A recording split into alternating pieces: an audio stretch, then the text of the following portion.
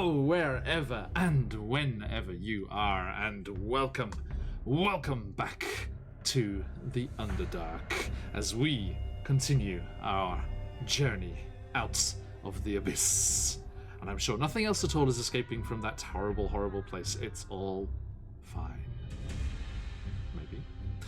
It is just me and Elora and Corbin at the moment, although do not worry, Zakan will be joining us very, very soon. Ignatius is still off somewhere, roving the caverns and tunnels of the Underdark, all on his own. I'm sure he's fine. He's a big boy. Now, as we get started here, let us say a massive hello and thank you for joining us to all of you over there in chat. Daisy, nice to see you, and Dylan there as well. An absolute pleasure to have you, and everyone else who's watching too. Thank you for joining us today for our adventures. And of course, all of you over in the VOD squad as well, joining us for our stories and adventures whenever and wherever you can. Always absolutely appreciated. Thank you so much.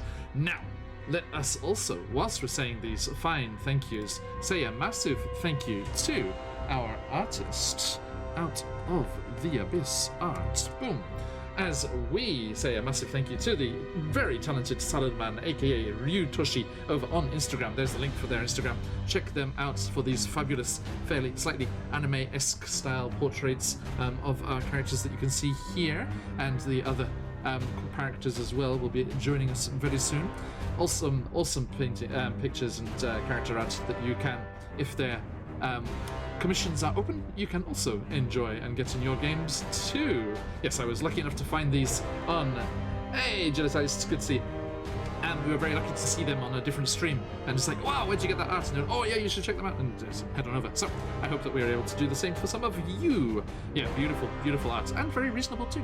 Now, as we move on, I'd also like to say a massive thank you to those wonderful people down in Australia, as we always like to use the wonderful, fabulous Sirenscape in all of our games. Check them out at Sirenscape.com for a free trial and access to all of their incredible sounds and sound effects and musics that they have in their games. Sorry, just getting our crystals sorted here as we're on a different screen to when we ended last time. We are very, very blessed with all kinds of inspiration and disadvantage and the like. Now, as we, yes, love to use them in our games, wonderful for setting the mood.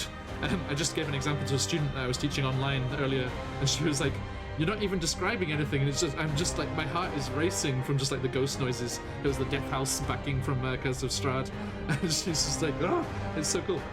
So, yes, wonderful stuff. Head on over there for a free trial. And if you wish to become a Super Siren subscriber, you can get access to everything. This week they released Chapter 7 of Icewind Dale, Rime with the Frost Maiden. They are officially licensed by Wizards of the Coast to produce all of the sounds for their various modules. But not only D&D, there is Pathfinder, there is Call of Cthulhu, there is other fantasy stuff, board game stuff, science fiction stuff, all kinds of things for you to try out. Head on over there and give them a look. And if you are enjoying the music that we are hearing at the moment, you can add extra music to Sirenscape as well. And we are rather partial to 3, count them, there they go, 1, 2, 3 channels that we love over on YouTube. The channels are Dark Fantasy Studio, Travis Savoy, and Epic Journey. You can find links to those channels, as well as the Patreon that we like to follow for another source of incredible music, that Patreon being Will Savino.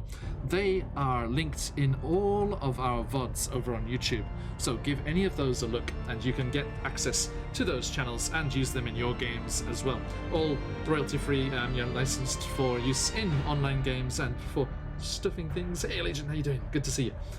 And in your games as well, be they in person at the table or online, such as we are scattered across the globe. And with players, I am in Japan. 2 players here at the moment are in the States, and we will be soon joined by our friend in New Zealand as well. We do like to get as many time zones as possible in our games. Now, as we roll on there, I would also like to thank these 2 lovely people for joining for today, and Zakan, who will be joining us soon as well. And we will say hello to them and figure out just what is going on. Today's going great, Elysian. Thursday is always going great for me because it is a double D&D day. A D&D day, double D&D day, yeah, that works. We have Out of the Abyss now and then Curse of Strahd later, so it's always a day full of adventure. Curse of Strahd is the penultimate episode later on today or tomorrow morning if you're in that side of the world, and we are very much excited for that, to see what is going to happen with the Dark Lord of Barovia.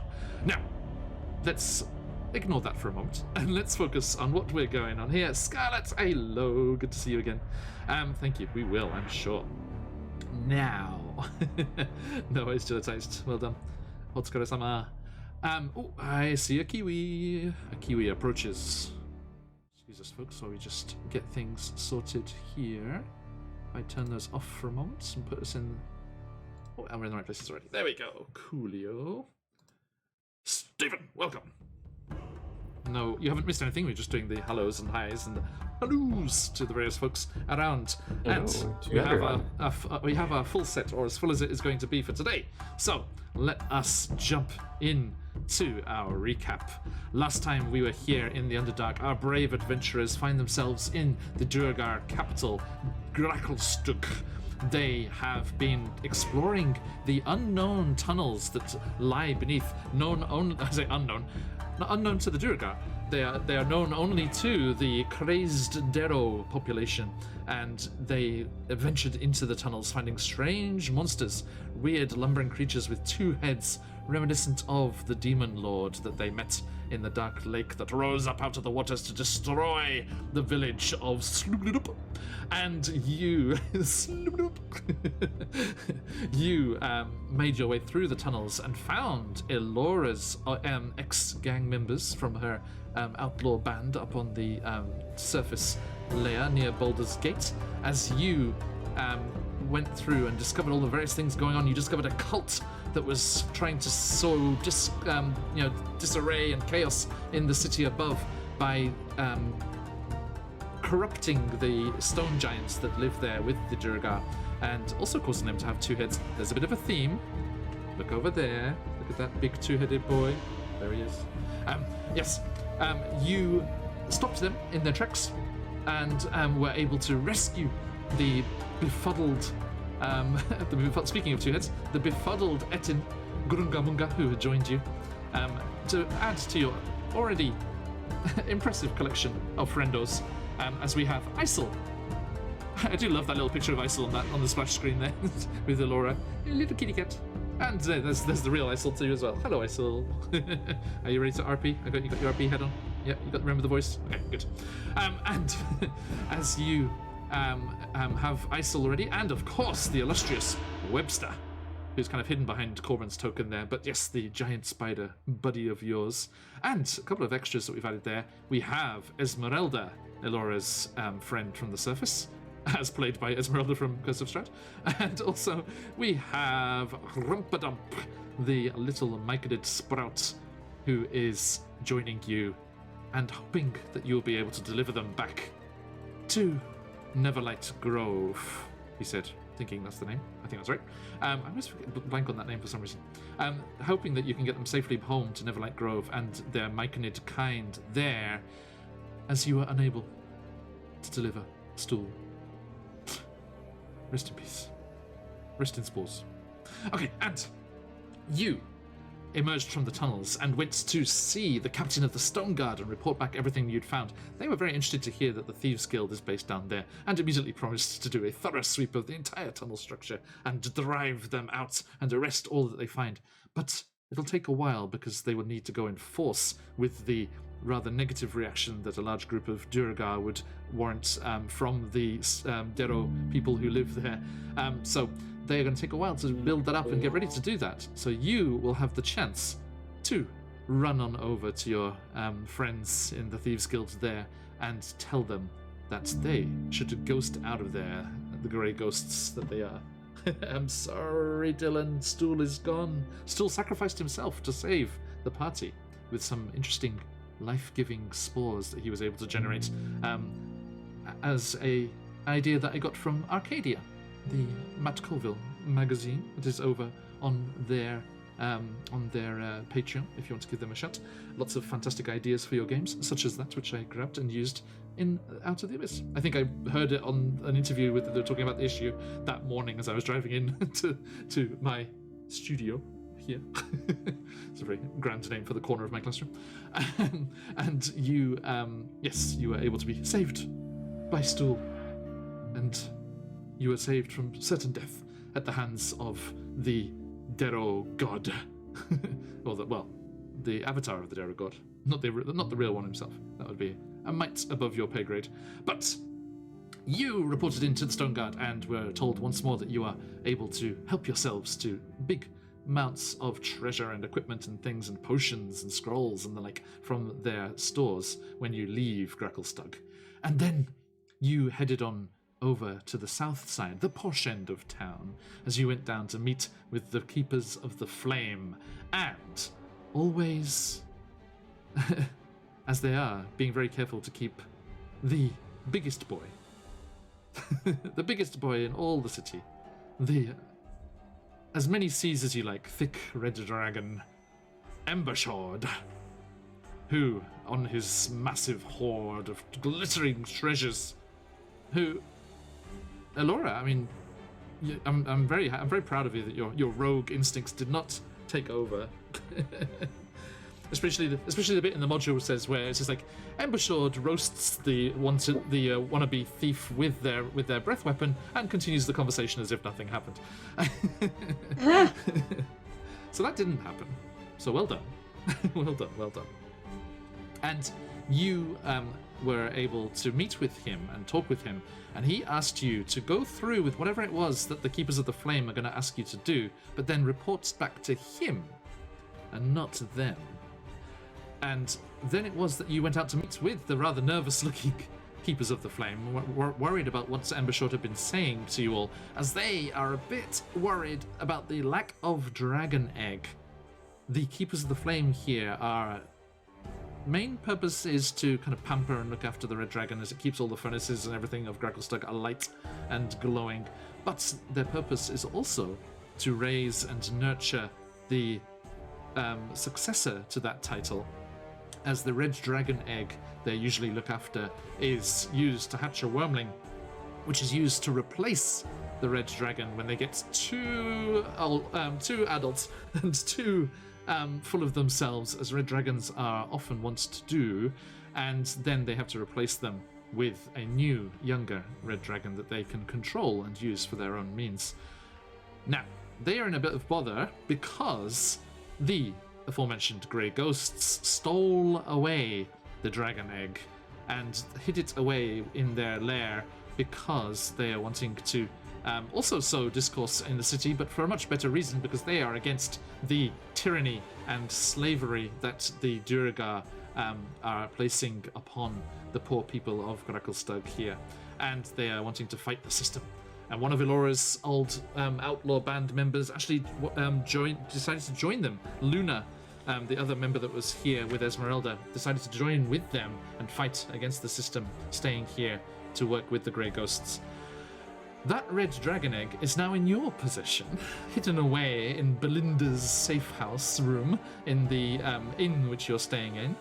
And it was as you left the meeting with the Keepers of the Flame, who had promised to cure Elora's poison that she sustained from a bite from a devil dog, a hellhound, and you decided you weren't biggest fans of these Keepers of the Flame, and you don't really want to turn over this dragon egg to them, but you were within earshot of them, so you were waiting until you were further away and able to discuss things a little more freely.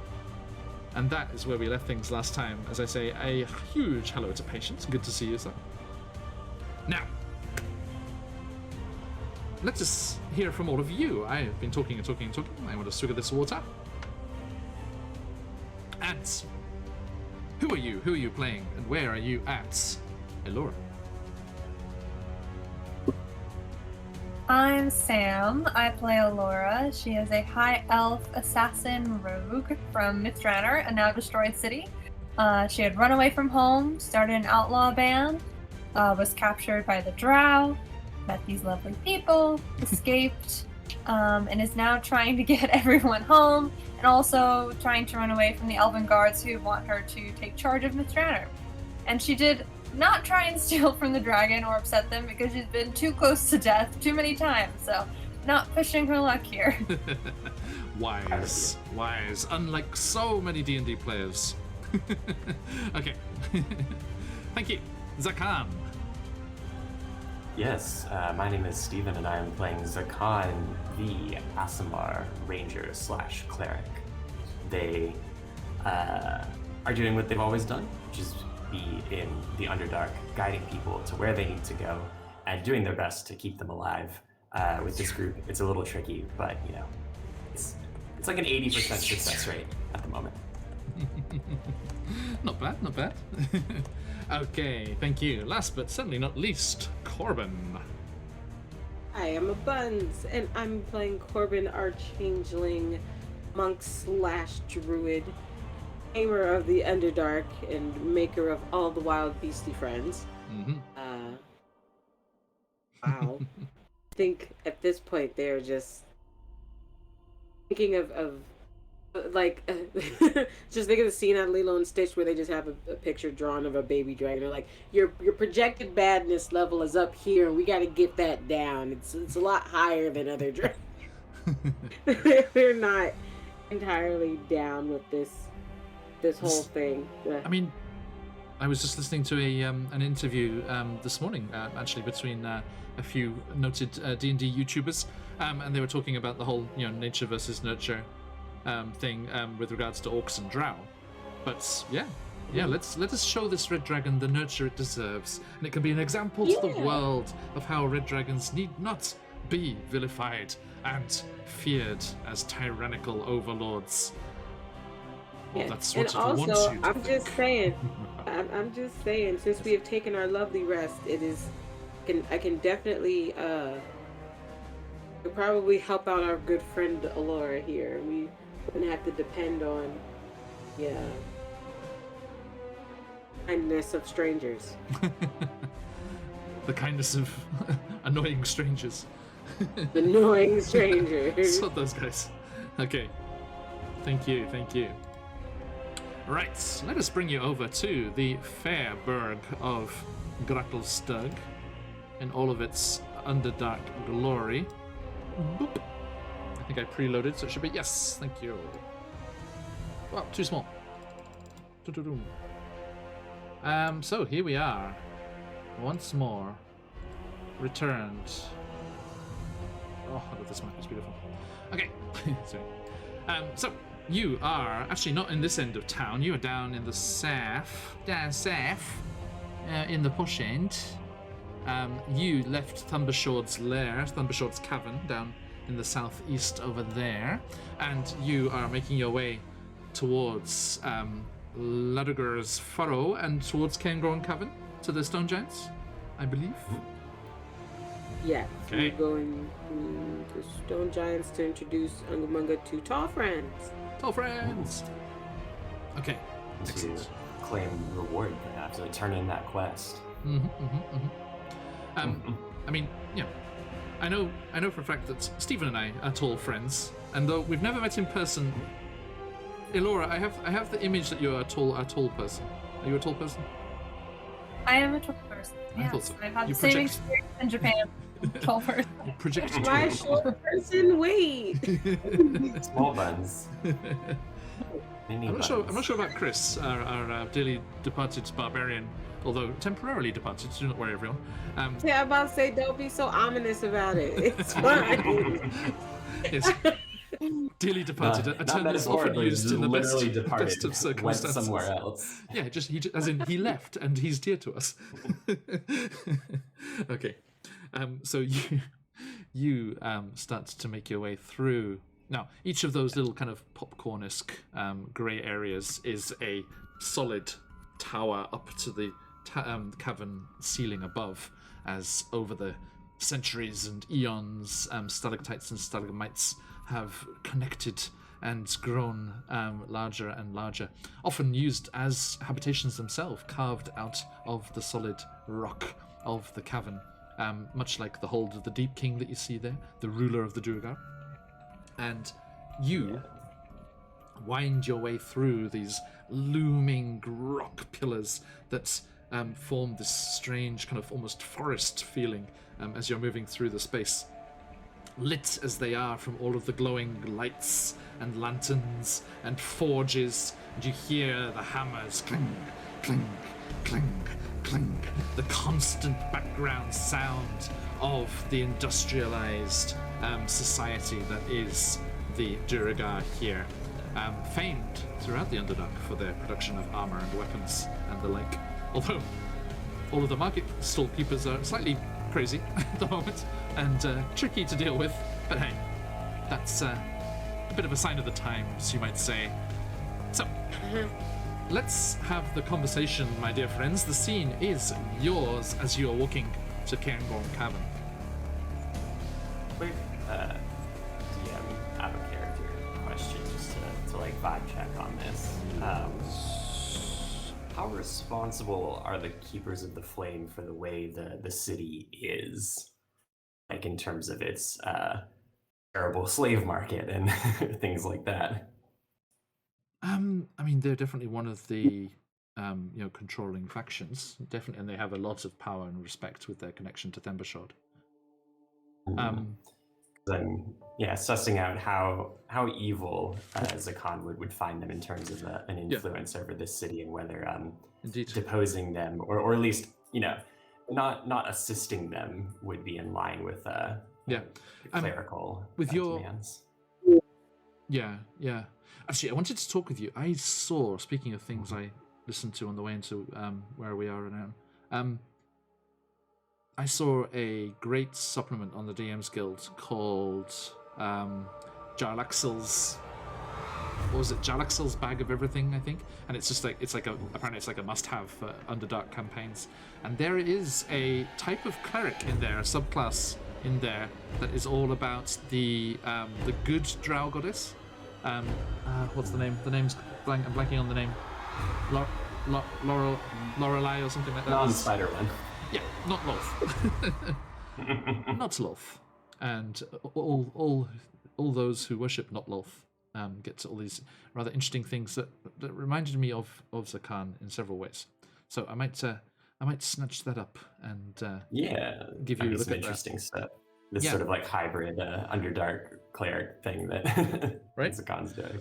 Yeah, because I'm all about all these new and exciting player options. To the extent of just closed a couple of hours ago the latest Cobalt Press Kickstarter.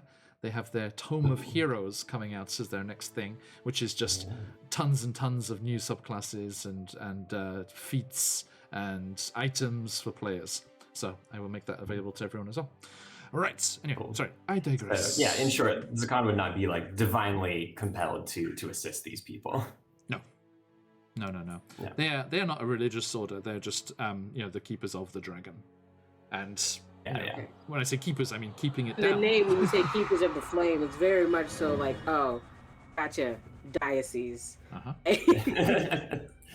And the other thing is they want the egg, and like this is what Zakan may or may not know. They want the egg so that they can replace Thembershad, because Thembershad is getting fat and out of control, and by replace probably that means kill.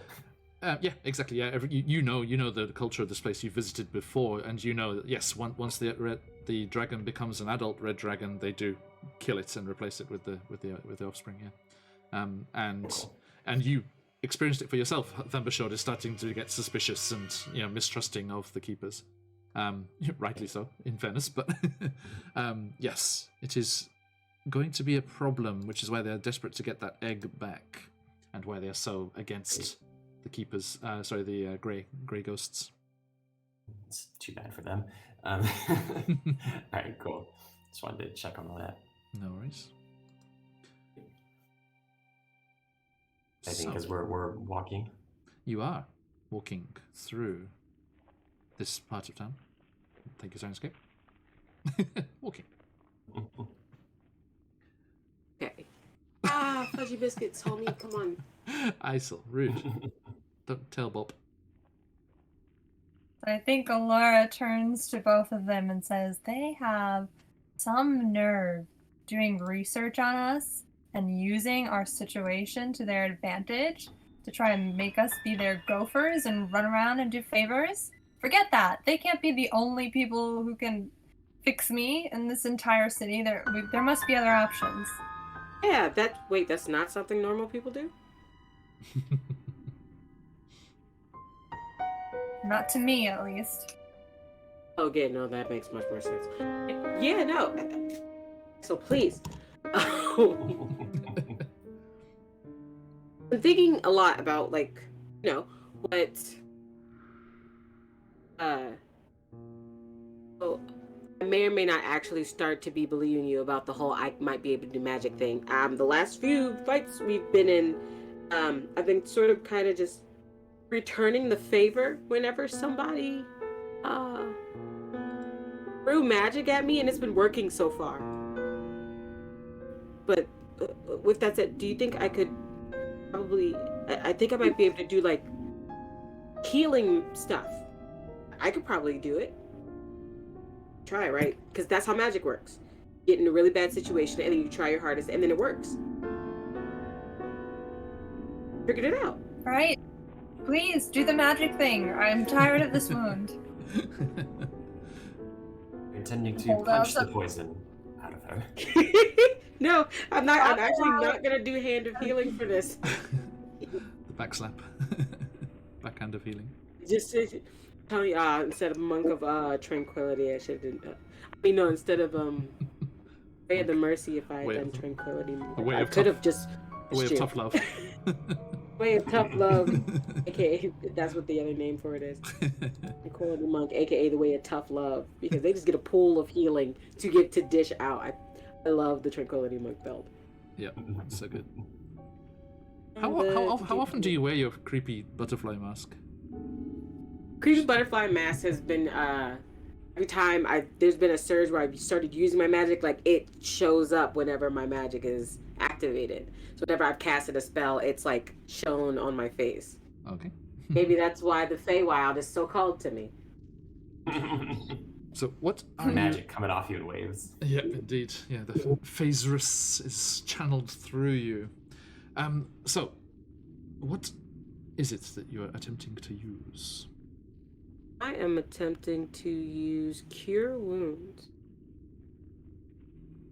You think that is probably just like a physical thing. This is more of a poisoned kind of disease situation. I also have resistance. So if I did Cure Wounds and then placed resistance on her for poison, she wouldn't be hurt by it anymore, right? What's the wording on resistance? 1 second. Just scrolling down so I can read it. No problem. Here we are. Resistance, a cantrip. You touch one willing creature. Once before the spell ends, the target can roll a d4 and add the number rolled one saving throw of its choice. And it can roll to die before or after. Oh, sorry, it can roll the die before or after making the saving throw. The first way was better. Roll to die. It can roll to die. It's like that's your third and final saving throw, death saving throw. No. Roll to die. Kill me, accidentally kills me. Please don't. I don't want to accidentally kill you. You're dead, you're not poisoned anymore. To be fair. Corbin's just like, job done. Okay. My work here is done. You don't need the arm. My other thing is because I never got around to preparing my spells. I do, so I could also do Healing Word if that would be better. There are several. How many? Several spells, none of which you have yet mentioned. Oh, fudge. The magic words that we're looking for are cure disease, or I believe either of the restorations, lesser or greater. I think lesser does poison. Is it lesser too? No, cannot do those things. They are not in my the spell list of what I am. We up went to the elves. Also not that type of cleric. This is So why I was. sorry. This is why I was looking forward so much to torturing you with the Keepers of the Flame. I was like, I will do anything to not go back to those smug faces and hand them that egg. That egg, that dragon is imprinting on you, Corbin, if it's the last thing I do. What about the stone giants? Yeah, Do they might have healers? healers. They There owe was us a mention favor. of a shaman. Let's start there, and maybe well, no, we're not telling anybody about Aubrey. No, that's not a good name. Having some manner of name may be the safest way to discuss our recent encounter, but the moment in this part of town, it is best not to discuss it as all. I'm curious Yeah, about you're something, Laura. What involvement did the Grey Ghosts have with all of this? Ominous music. They stole the egg in the first place. So maybe we Cause shouldn't tell chaos. them that I have that now. We have. They can't know. The Keepers of the Flame can't know. This is our secret. The bond? More Mom or used to say less. that secrets are the best way to bond with people. Some people are also fond of saying that there are no secrets where there are more than two people. Oh, Your way is much more optimistic. yeah. Okay, it's fine. If we have to get rid of one of us, we just will, and then there will be a better way to keep the secret. They just like walk on like they didn't just say that. You look over to the side, and there's one of those, those like city council like programs where they like scatter pianos around the city, and they're like, "Please play me," and you just see Droki there, just like extravagantly playing the piano. Are you serious though? No. Gotta kill Droki. What if we get Droki to work with us? Oh, he's very friendly. Yeah. Offer him something that he wants enough. I don't think he'll care who's giving it to him. A possibility, which I assume Corbin may not be interested in, would be to speak to Thundershot directly. You see, the reason that these priests are so desperate for the egg is so they can dispose of Thundershot and raise a dragon which they can control. What? If Thundershot knew that the priests were attempting to acquire the egg, if He would in fact lose Thundershot his. knew there was an egg at all. Yeah. He would lose his mind. He would lose his mind, and then I think he wouldn't trust anybody after that. And There is something that concerns me though, and it connects to what Thundershot mentioned when I brought up the Demogorgon. That he did say that he would protect this city, and I'm reasonably certain that he is the only one who would be able to drive off the Demogorgon were they to attack. I think, at least for the moment, his presence is quite necessary. Were he to be removed, the city could very well be destroyed. That's a good point. he already knows there's an egg. I think that's what, isn't it? Why he wanted us to tell him before we told them? Yeah, as in he doesn't know. Oh, okay. The way that I assumed was that's why he was saying, "Tell me when you find it. You tell them that you find it." Yeah, If that's not what was going on. Then Yeah, he's just suspicious that they're up to something. So he wanted to I see, hear. that's right. He wanted to hear from you what's going on. As To long do as their we thing have, and tell him. Sorry, go ahead. as long as we have the egg, the dragon should be safe. Indeed. or we become a target for him if he ever finds out that we have his replacement. Also that. I wonder how are dragons with their offspring? Are they good parents? get to Do feel like does your Zakan know? children become part of your horde. What for dragons wouldn't it be like their young become part of their horde and they have to protect them at all costs until they start showing dominance and then they gotta go. Right? It's like, yeah, I'm sure. Like until a point, they look after them, and then then they become rivals, and then the younger one will go off and set up a new. They set up their own treasure. Yeah. The dragons are not native to the Underdark, so I couldn't say. Unless, unless adventurers come along first. Fair, unless adventurers come along first, you always have to watch out for them. Oh, nasty bastards! Yeah. Now, how far have we gotten? Because we've been having a very whispery walk. Yeah, I mean it's one side of the city to the other, so it's fine. Yeah, it's a good ways, and you can be sauntering. Yeah, if I think every now and then maybe a Durgar patrol kind of accosts you, and you just flash your stone guard badges. Anyone on the street we cease our incredibly secret and dangerous conversation. Yeah, but like this part of town is almost deserted. There are some well-to-do looking Durgar moving about the place, but they give you a wide berth. Anyway, so it's perfect, really. Right, so then I think that the idea of asking the stone giants if they can heal Alora is a good one. let's start there. But if they can't, then it might just be time for us to leave under the guise that we're going to go find the egg. And we were never heard from again. At least not until we had a nice, obedient-ish baby. I saw firsthand that the tunnels are quite dangerous. It wouldn't be mysterious if we disappeared. I also remembered we do have a meeting with Saltbear this evening, who I believe owes us for our Have an role in appointment to keep. saving him. More or less saved him. Wait, so you like the Salt Baron? Oh no, I think that he's probably better off dead, but it's not my immediate mission, so... You went and saved him, so you have to live with the consequences now. Okay. Maybe. At this point, this just kind of put me in a direction and tell me when to punch, quite honestly. Salt Baron also may be of help somehow.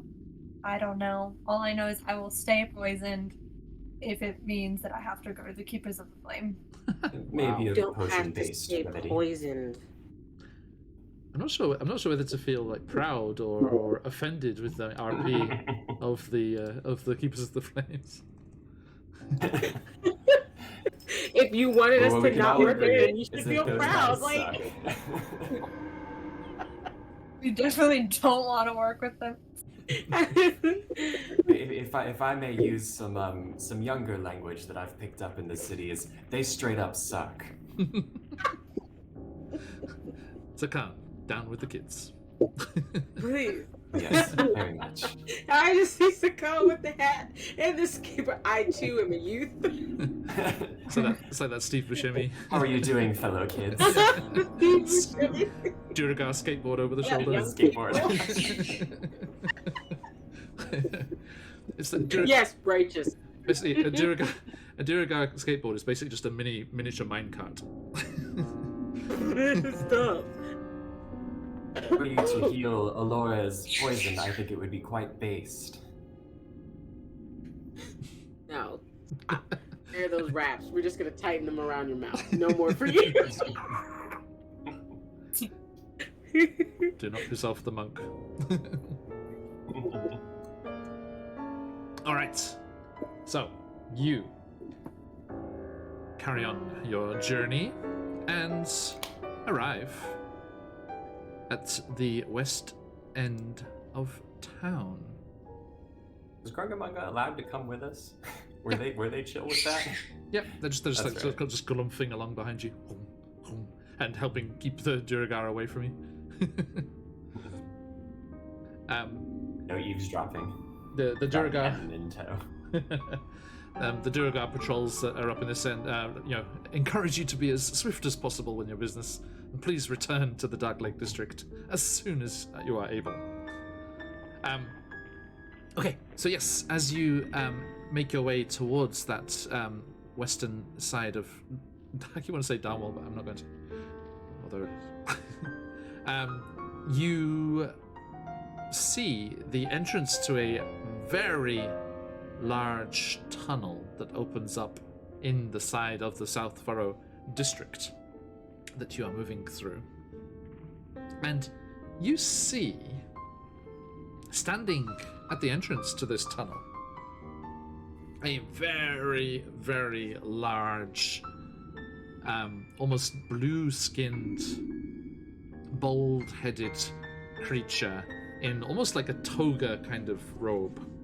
And they're just standing there looking around, making sure that no one tries to sneak into their abode, as with the exception of the Deep King himself, no one is allowed into this cavern. The Deep King comes and has meetings with the Stone Speaker from time to time, Zakan, you know. But, yes, no one else is allowed to visit this particular part of town. No. Should we go the long way? But, I mean, you were told you were to be expected, so probably okay. Alright. Like that you said probably, but okay. Does that mean we just go in? Yeah, go over and approach the person.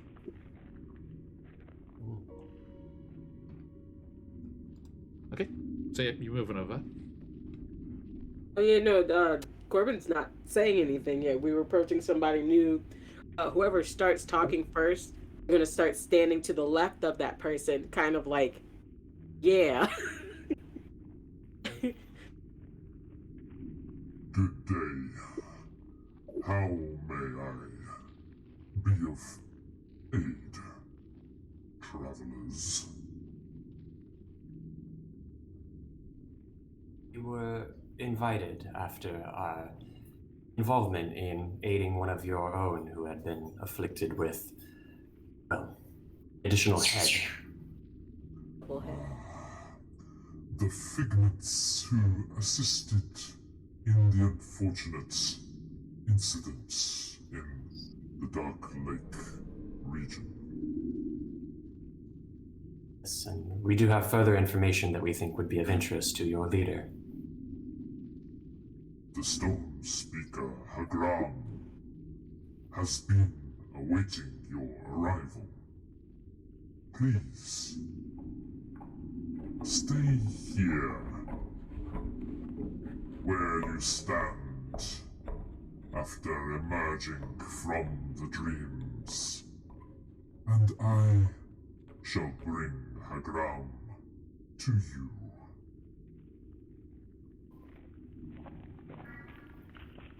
Nods.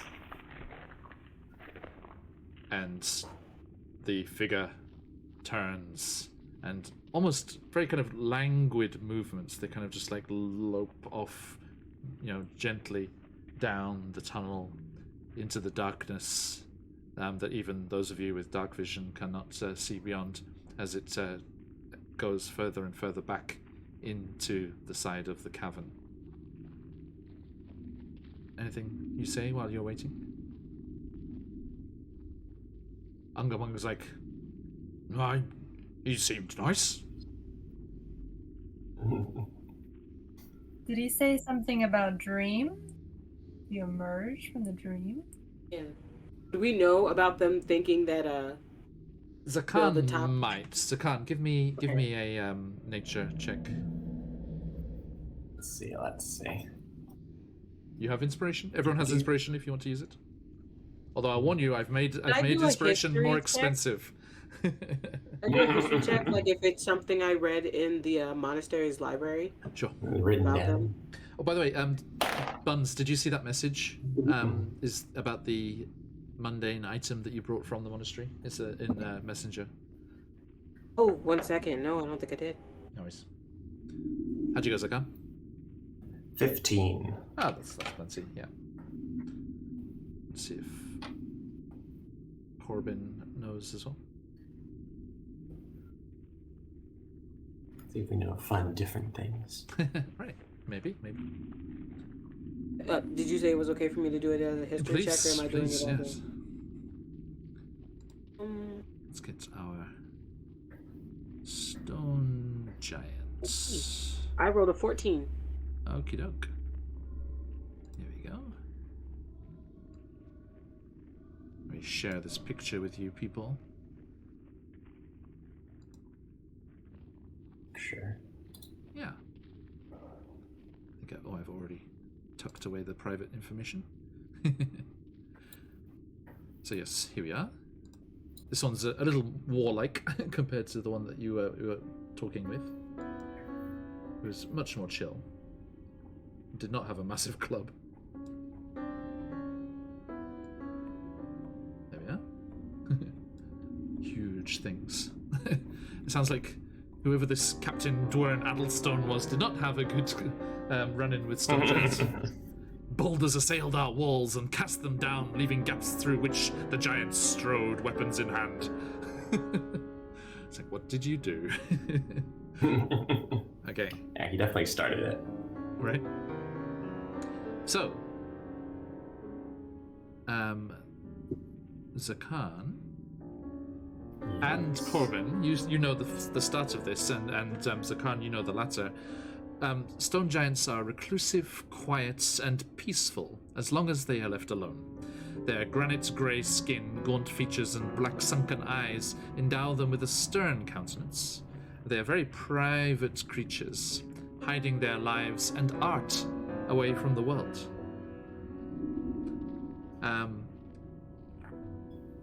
They make their homes in secluded caves, and cavern networks make up their towns, with rocky tunnels their roads, and underground streams their waterways. Let's have a look here. Yes, they wordlessly chip away at elaborate carvings, measuring time in the echoing drip of water into cavern pools. The deepest chambers of a stone giant settlement, far from the chittering of bats and the patrols paced out by the giant's cave bear companions. Corbin, cave bear companions. You might want to tell them about the bears the cultists have. They're holy places, right? They're holy places where silence and darkness are complete. Stone takes on its most sacred quality in these cavern cathedrals, their buttresses and columns carved with a beauty that shames the legendary stonecraft of the dwarves. Among the stone giants, artistry ranks as the greatest virtue. They create intricate murals, paint sprawling murals across cavern walls, and indulge in a wide variety of other artistic disciplines. They esteem stone carving as the greatest of skills. They strive to draw shapes out of raw stone, which they believe reveal meaning inspired by their god, Scoreus Stonebones. They appoint the tribe's best carvers as their leaders, shamans, and prophets. The holy hands of such giants become the hands of God as they work. And then, Zakan, you also know, with that little extra, despite their great size and musculatures, they are very lithe and graceful.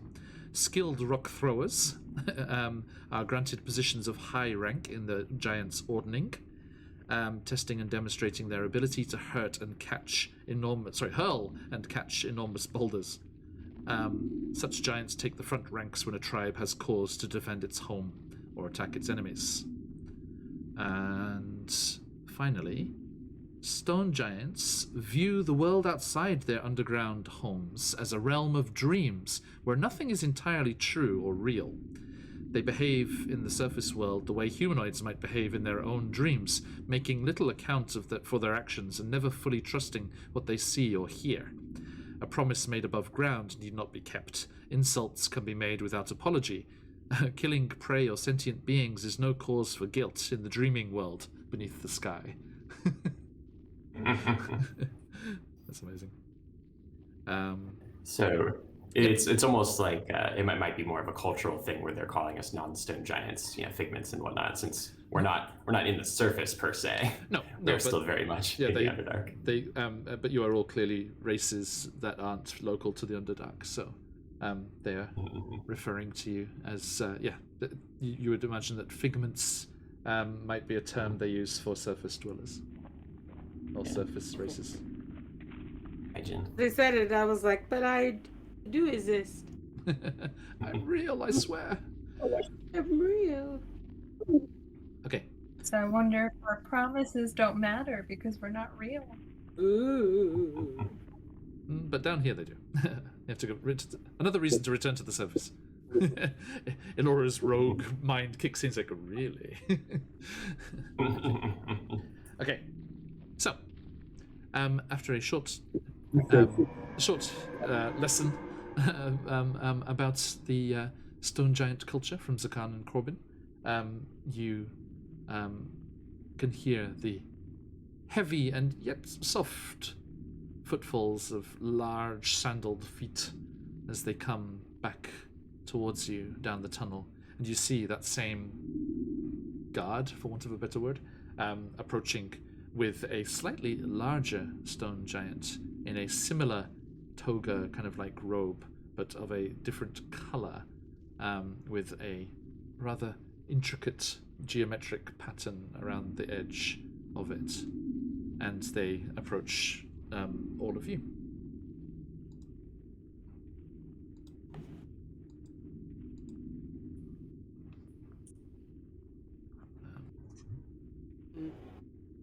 Okay, I don't know. I can't just be like pointing to Laura, like, heal us, please. Look, we brought a friend. And also more information. I think Alora pushes Zakan a You little could bit. do exactly that. Do you know this world? You know these. You speak. Zakan had been like listening very raptly to Corbin talk about like the stone sculpting and stuff, because I think that was a part that they didn't know about amongst the things, because they can't read, they don't read books, so they're like, oh really, the sculpture? Oh yes. Hello, esteemed speaker. I forgot what the role was. What's the head of shaman guy called? I am Hagram, stone speaker for the Cairn tribe. You are Zakan. the figments that assisted our brother in the Dark Lake district.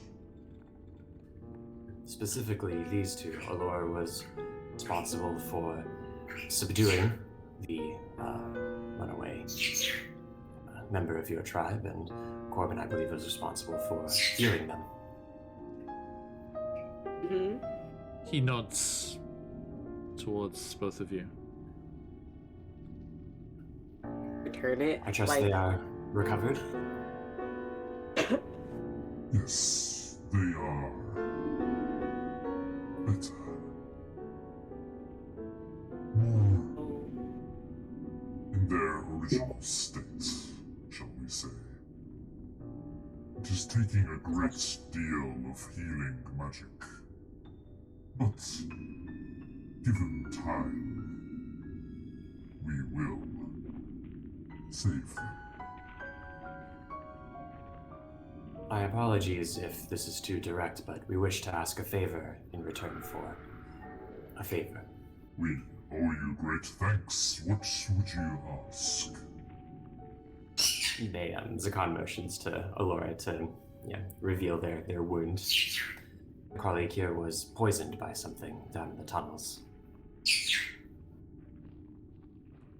He kneels ponderously down, and this huge stone grey head leans down towards the wound, Elora.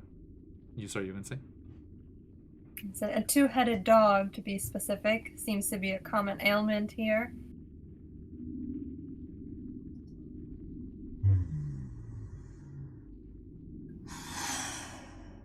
Nasty bite, that.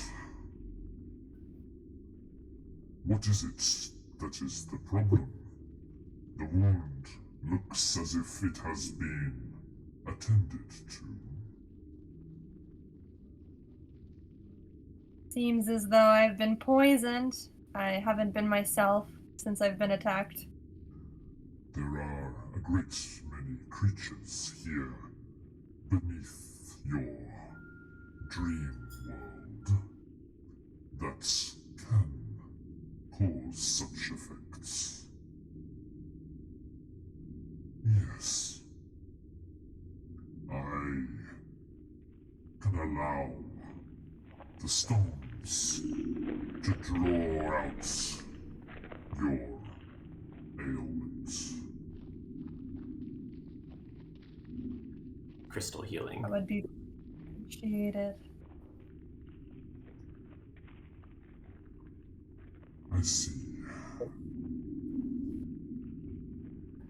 Allow me.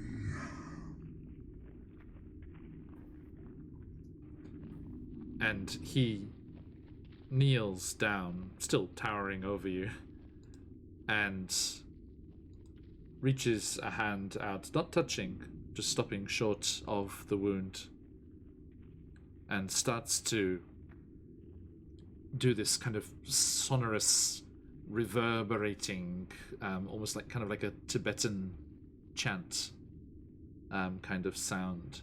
It just rumbling up from the back of his throat like some kind of geological occurrence, as you just feel a shift in the air and a slight echoes through the stone of the cavern and the archway of the tunnel entrance rising high up above you.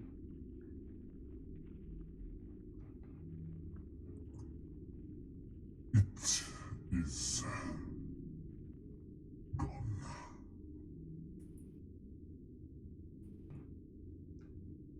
And you are no longer poisoned. Laura kind of and looks more awake and present than she has in a very long time, and goes, I'm very, very thankful. You're lovely people. I really appreciate you returning the favor. He chuckles at that. Thank you. You are welcome. Now, this is not the only thanks we would pass on to you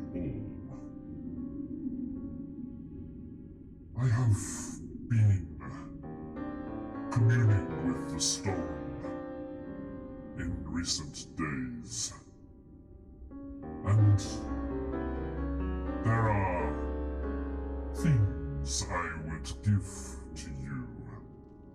Advice. Items that may assist, as I believe you are wishing to return to the Dreamlands. Is it not so?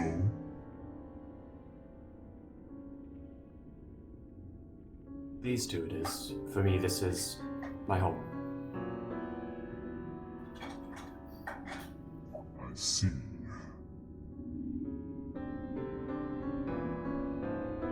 I have never visited the Dreamlands myself, but there are whispers in the stone.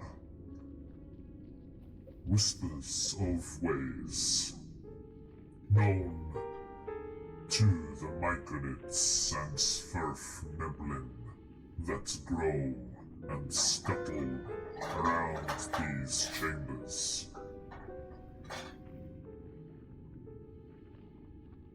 There is a city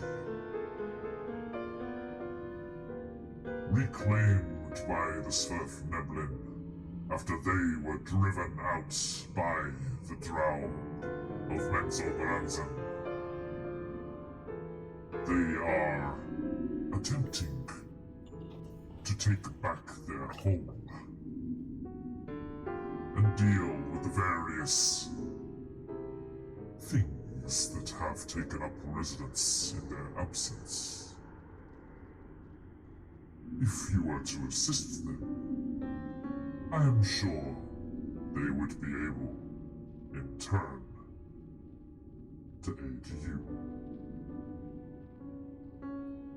And there is also a mighty grove, a settlement of those who would shepherd the fungal creatures of this world. The Myconids of Neverlight Grove. They too roam far and wide. Maybe they shall know a way back into your dreams.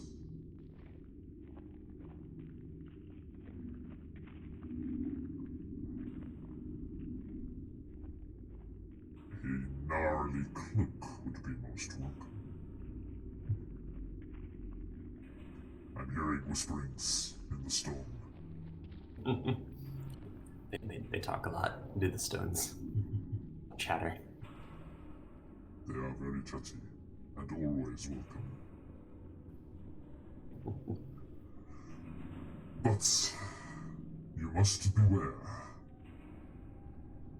Something evil stirs in the Underdark. The rock itself cries in pain and horror, and a madness creeps from the blackest depths.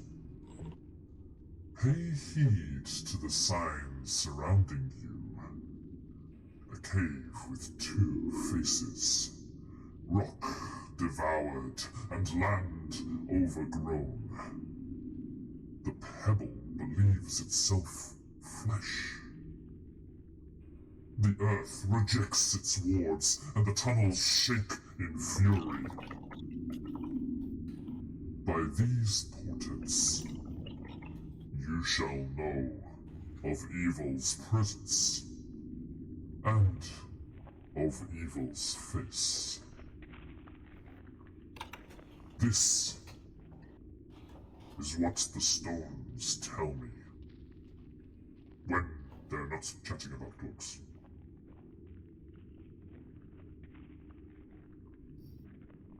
With two faces, pebble believes itself flesh, and the earth aches. Right?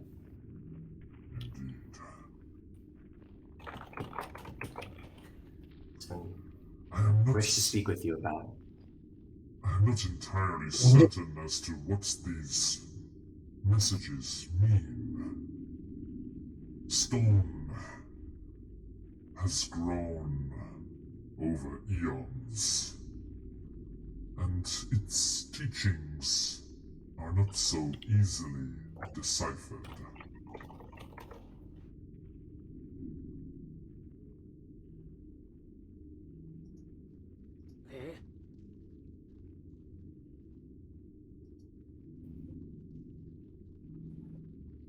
Here. I believe these may be helpful in the future. Look to my kin in another part of this cavernous world, and take these as a sign of my gratitude. And he passes over a large polished crystal about the length of a human forearm.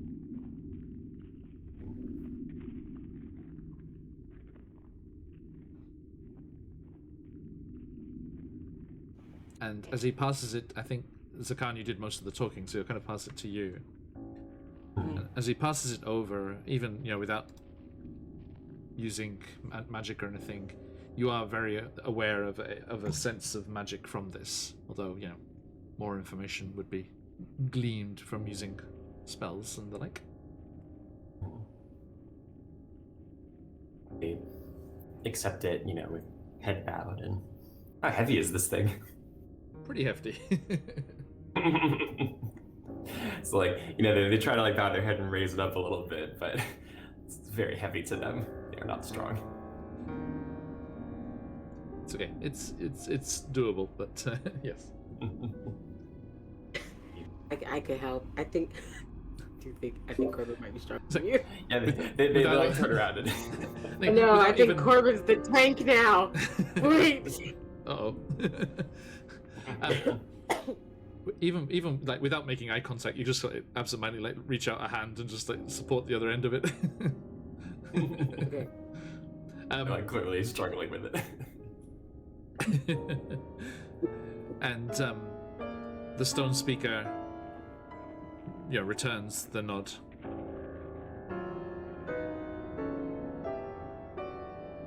Thank you for your wisdom and for your assistance, Stone Speaker, and in return, we would like to caution you. On what? The Stone Giants, your tribe, they were being targeted specifically for aid in rituals to this evil of which you speak. You have discovered the source of the affliction that befell our brother? One of them, at least, we believe. There was a Darrow, a older one, very sneaky, who wore a hat. He was taking pieces of stone giants, skin, nails, things that he could find, and were being used for ritual down in the caverns below.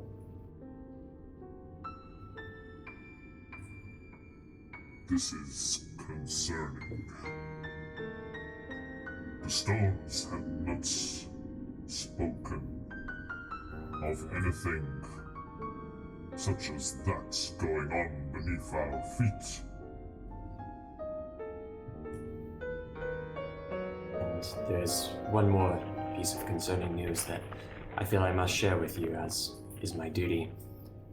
The evil that you're warned of destroyed a city on the Dark Lake belonging to the Courtor. There are no guarantees that such evil won't come here as well. There was a rumbling in the stone, as if a great many voices cried out all at once. Suddenly silenced.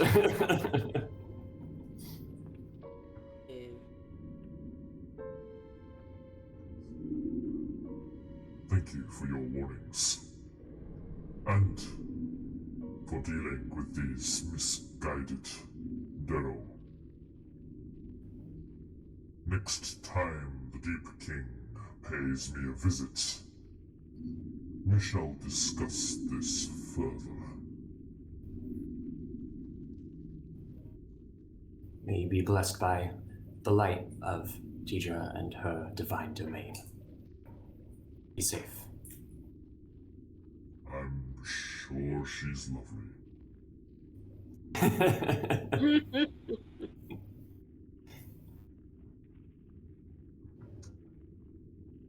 Safe journeys through the stone. And may you find your way back to your dreams. Oh, and one more question, if we may. But I just In said your- a really cool goodbye. I know. What is It's a it? Columbo thing. It's a one more thing. It wasn't Have you me, heard but let me any- prove it. You heard any word of a vault, perhaps quite an old and was magical vault between here and Sverfnebelin City?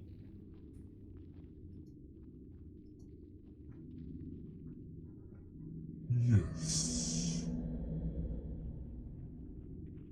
There are a great many ruins of those who would shape the stone and claim it as their own. Do you have more information? Zakan looks back at Elora. Did you see anything specific? just saw the large obelisk that we encountered and the crystals. I didn't see anything really specifically. Bears.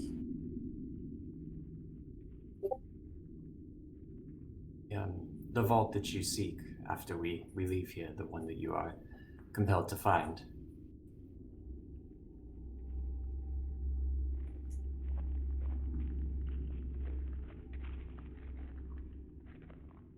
Are you saying that's Laura? The or are you saying divine that's vault. Stone Zone?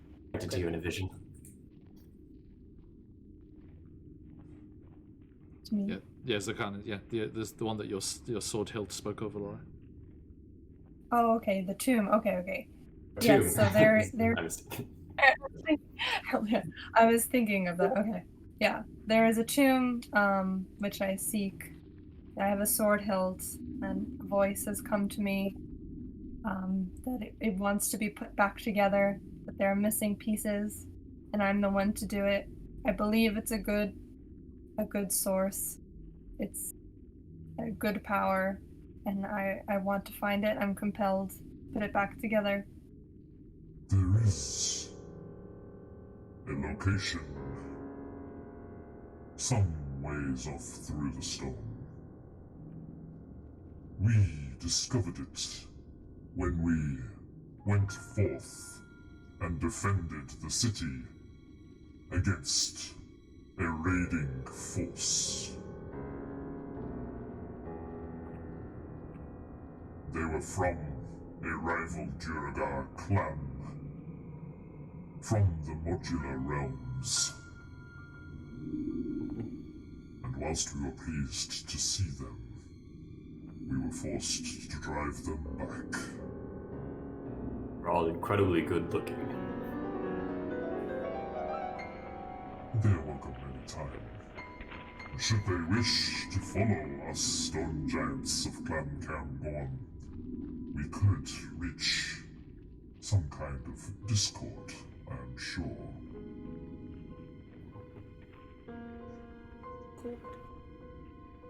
Perhaps help you reach a milestone.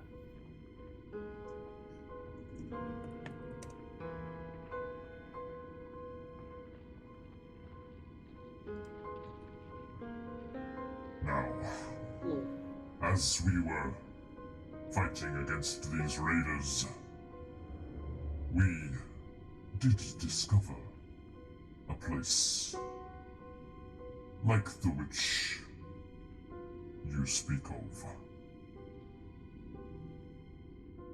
It is a ways to the trails of path. And he describes the direction. Basically, rather conveniently, between here and Neverlight Grove. What's up?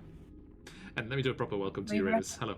out of Stone Giant voice, which players like, what, Stone Giant voice? Because they don't hear it, unfortunately. Only chat gets to hear the voice mod. I think I'm gonna try using it on the Discord without the noise cancellation stuff on the background, because I think that's the problem.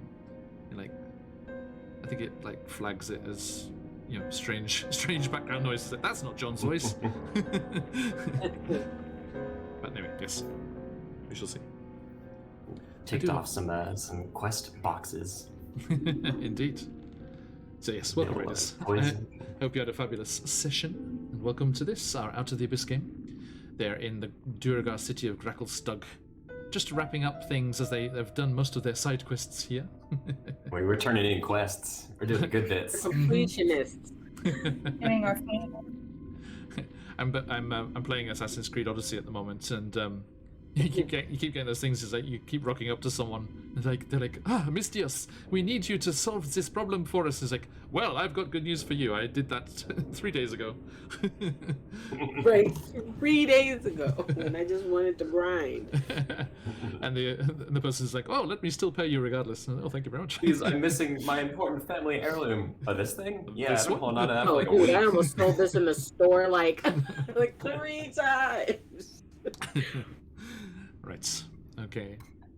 And I love how it calls you out as well. Like on the map, it says the Mystios may be in a random act of bloodlust, or just by chance had already killed the person they wanted killed. It's fun. It's like, oh, I'm sorry. One time I start getting scared is when all the bounty hunters are like, "Hi," and I'm like, "No, I'm good. Please leave me alone. Thank you." It's fine. It's fine unless you're in the middle of like a fight against a bunch of others already, and they just rock up and it's like, "Oh, let me steal this kill." It's like, "Oh, you bastards!" I'll join in. No.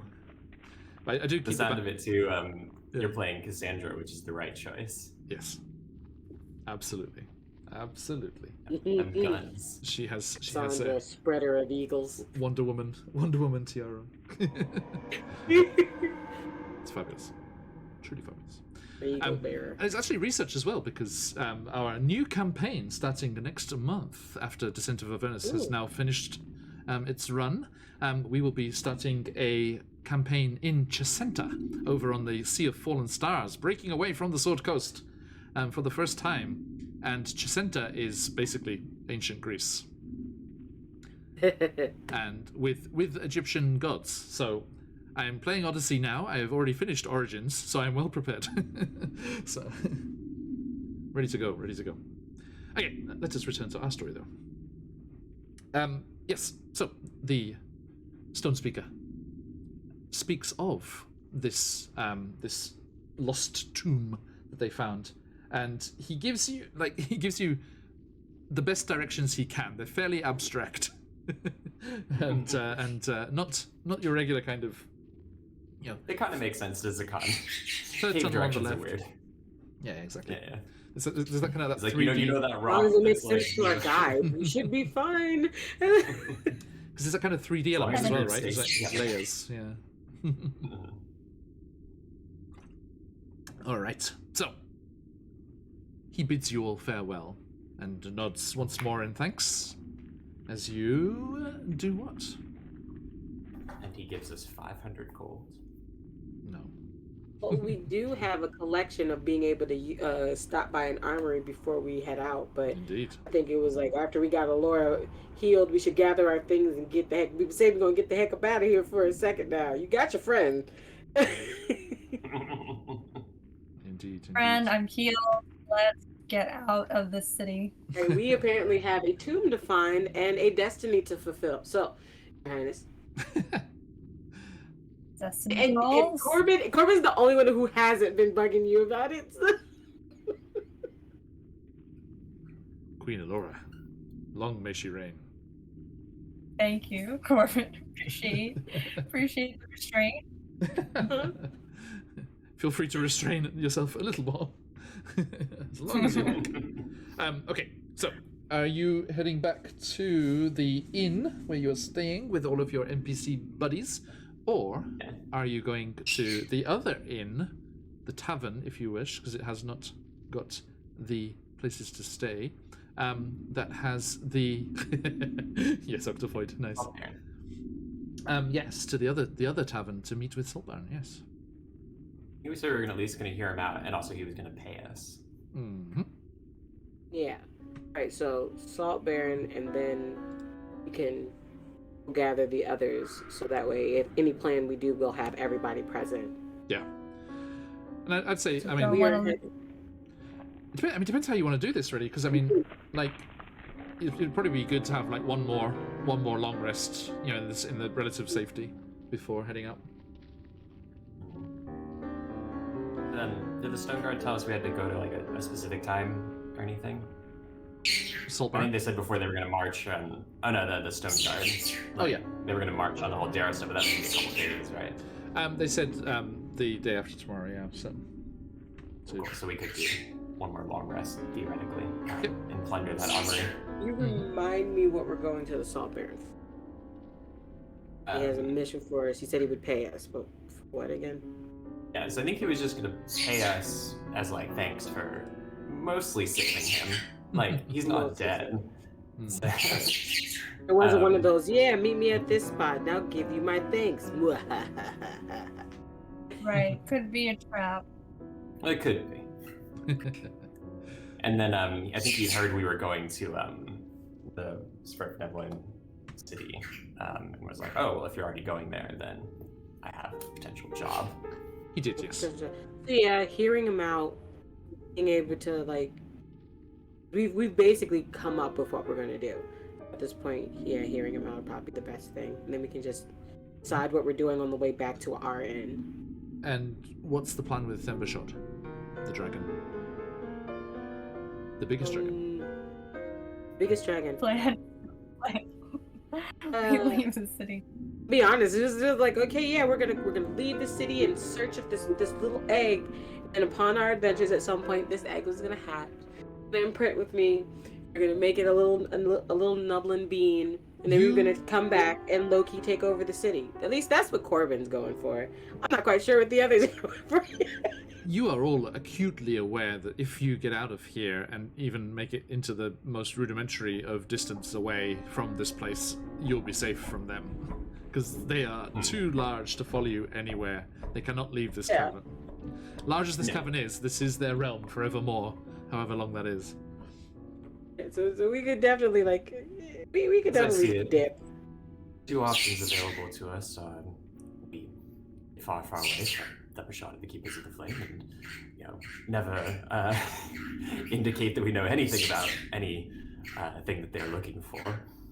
Or, and we'll leave this to those who are perhaps more or less morally inclined than I am. Once the dragon hatches, we'll imprint upon where it sees. That doesn't mean that it couldn't stay with its parent, even having imprinted. Yeah, there'll be other eggs. This was mine. If you believe that you can care for it along our journeys, then I believe that it would be much better than being trapped in a city that at the end of the day will just tell them when they don't do what they're told. Sounds about right. Be it who they are and not. Okay. So, you head your way out of the southern district, back over those majestic stone bridges arching over Lordagar's Furrow, the massive geological rift naturally formed in the center of the city here centuries ago. And you make your way back. The guards are much more eager to let you through the gates going this direction, and you find yourselves back in year warning. just in case the volume's off, because I kind of boosted things, because that side of town is very quiet. As you making our way back, could we keep an eye out for our pal Droki? Yeah, absolutely. Give me a perception check. All of us are just gone. That wasn't too noisy. Anyone that wants to, yeah, please. Or you can assist. I will assist then. Assist. That perception. And I reiterate, you have inspiration from our lovely friends in chat. Although I will warn you, I have made it more expensive because it was getting silly. None of my players in any of my games were without inspiration for the entirety of the whole thing. Just because it's It is such a lovely 17 chat. plus 3. I got a dirty 20 for mine. Nice. Nice. And Zagan, See, I also got a dirty 20. advantage Hey, from we can Laura. see it all. Okay. I and- assisted. Sorry, Laura, once more. I assisted, so I didn't roll. Okay, roll no anything. problem. So, yeah, because you're assisting Zakan there, and spotting for him. And yes, with those rolls, definitely, we'll say that as you make your way through the Blade Bazaar. Oh, actually, are you heading to the meeting right away? Yeah. Because If it was you were saying we were time. going to go there to Yes, hear ma'am. him out, and then we were going to go back to the other tavern. Okay, yeah. With So our yeah, words. you're meeting with the Salt Baron Duragar fella. Is over in the Shattered Spire there in that northwest side of town. So you're making your way in that direction, pretty on the way from the Cairngorm Caverns there, and you emerge. I think you actually passed through that first gate that you had actually first arrived from, when you came into the city, because that's the same direction you came from, and you find yourselves down in that dock area of the city once more, and you, Elora, see those gently rippling, dark mirrored surfaces of the Dark Lake once more. Your favorite part of the Underdark. I'm a little bit. Get out of here. And you make your way towards the Shattered Spire there, as we can see on our map. Right here. And let me quickly get my thing here. Okay. So yes, as you approach the docks once more, you see a broken stalagmite that juts out of the waters of the Dark Lake, about 40 feet away from the shore, and this is the foundation on which this tavern has been built. And it looks like a log cabin. It's made with the fungi stalks, the large tree-like fungus that you've seen around, and it looks like a little log cabin perched out on this broken stalagmite. And there is a bridge made of rope, and Zakan, you recognize this rope. This has been weaved from Rothe wool.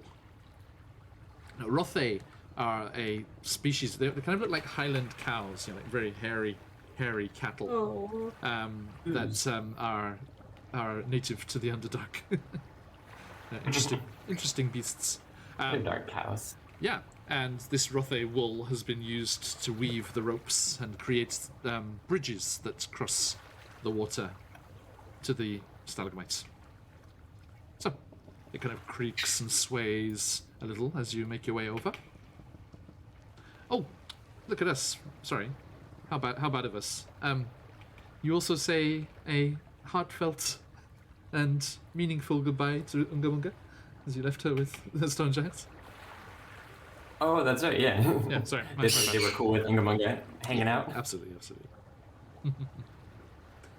And they will teach her to be the greatest stone mason that Gracklestick has ever seen. Hey. You sure you don't want to come tank for us, Ungamunga? What the hell? No, come on. We already found out that Corbin's the new tank. Or maybe Webster. Corbin, change your body. Webster's the muscle, and Elora. Everyone thinks that it's going to be Corbin. Really, Elora's the muscle. Laura's the finisher. We already have that. The finisher? Okay, yeah, I gotta wear him down for you then. Yeah. Hiding. Just imagine your pro wrestling intro. Elora is like, Elora Illustris, the finisher, queen of Mythdrana. Okay, so you make your way across the swaying rope bridge and duck inside the, if I can find it, interior of Those perception checks, did we the Shattered see Spire. anything? I'm afraid that even with those dirty 20s, there was no sign of Doroki. And Corbin and Elora, with your slightly shady connections, you could imagine that if he'd just done this big job and this delivery of things, then he would probably lie low for a while before doing something else, and risking too much exposure.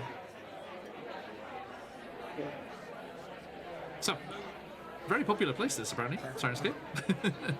You duck into the hustle and bustle of the Shattered Spire, and you see let's have a look here. Have we got any official stuff going on here? Yeah, you see a bunch of different people. There are Duergar in here as well, but there are also Drow, not ones that you recognize, and Sverfneblin and other races as well. A couple of half-orcs propping up the bar. And you look around and you see a little hand like up above the crowd waving, and the Duergar merchant, Wirt's Salt Baron, is at a table, awaiting. Okay. Where we go in? I feel like we would have talked about it before we went in. Before we went inside, it's like who's gonna be? Because we don't have. Ignatius kind of seemed to be like, Who's the face? Like, he was the face. Who's the face? Who's gonna be talking to the Salt Baron now? I like to think we're like huddled just inside the door, like we've come in. Right, that's what I mean. It's like, and we're okay, so which one okay, of us is going? Do we do? Who's the most intimidating of us three? Cheers, Wolf. Con mask. It's very. You do that squint thing. I'm never quite sure what you're thinking. That intimidating? I'm not trying to be intimidating. That's what makes it work. I mean, technically, I can be intimidating. I just don't like to be intimidating. Right, you're an effortless intimidating, Zakan. You just radiate power. Doesn't seem very complimentary. It's quite Anonymity. I'm happy to talk to Salt Baron. I promise that I will not threaten to kill him. And that's what I'm for. I'm your threat to kill him. And I'll finish it. Yeah, If I it confess comes- that you got this. I don't often take on tasks for money, so to commercial negotiations, I would trust it to perhaps a brave rogue band leader. I could I only know try how to and do what happens if you don't pay.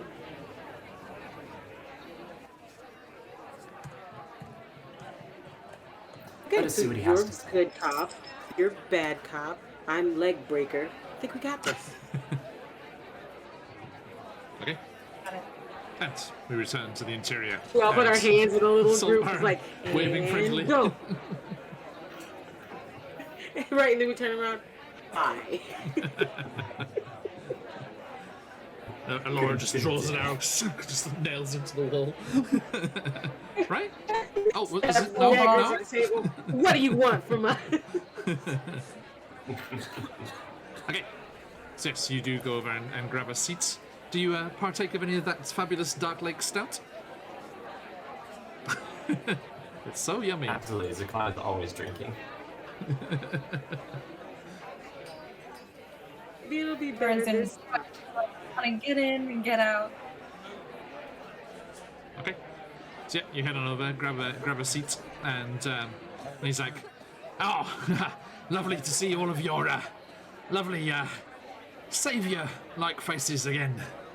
My thanks once more for stepping in and saving me from those evil assassins."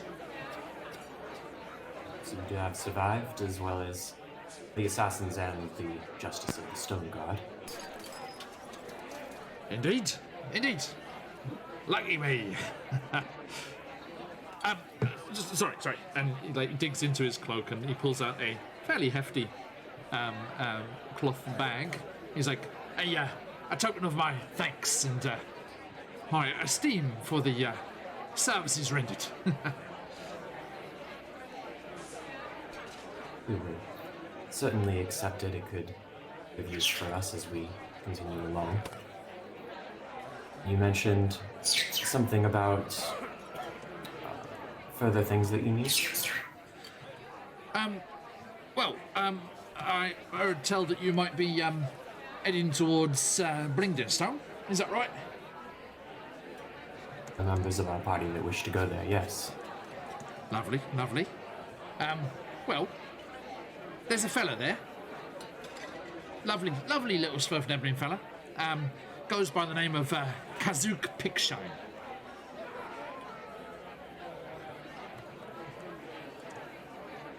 What? And I need something delivered. Nothing too hefty. Just this, and he kind of has a medium kind of sized sack with him.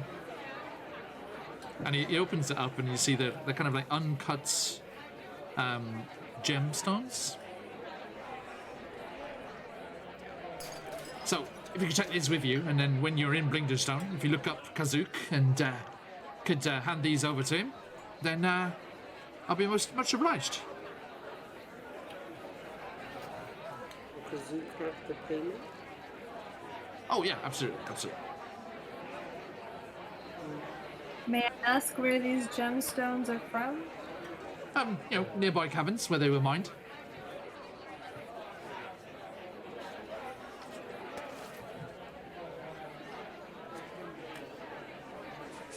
I think Zakan takes one out of the bag and is kind of looking at it, really obviously.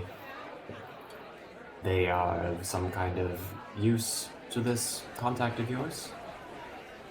I assume so. Yeah, they put in the order for them. It's just a bit treacherous with all of the nasties, in the tunnels these days. But if you're heading that way anyway, then I can make good on the deal. So just a delivery of some raw materials for which we will be paid, and conspiracies or people who would try to kill us for this task. Oh, I shouldn't imagine so. No. I mean, they're a little bit shiny. Get it in And writing. there emerges that squinting that Corbin was describing earlier, and I'd like to see if Zakan believes the intent of Saul being here. I mean, no need to be so worried, so nervous about it. And look at you being all pessimistic, Elora. Talking about your character in the past tense. They're not dead yet. Is.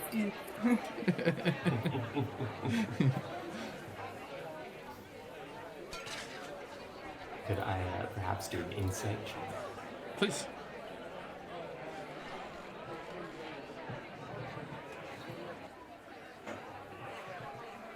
It's going to be 21. Okay. That was a good roll. Right? He... Zakan's just scrutinizing him for 30 seconds. Yeah. He seems to be keeping something back, but not maliciously. If you get my meaning. It doesn't seem like there's any evil intent here. It really is just trying to give us a job.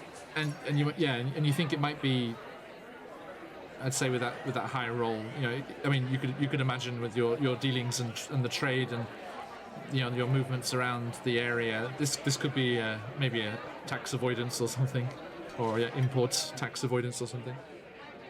There's something not too, something slightly off, but it's not awful. There's 30 seconds of staring. Aaron kind of squirms a bit, and then finally Zakan says, is it that you are not allowed in Blindenstone or do not wish to see this person, or is it something to do with the law? No, I don't want to make the journey. The trade routes have become horrible. I heard about a mission that was lost in the webs of some giant spider inhabited cavern. And the webs just slowly comes down from the ceiling. Right?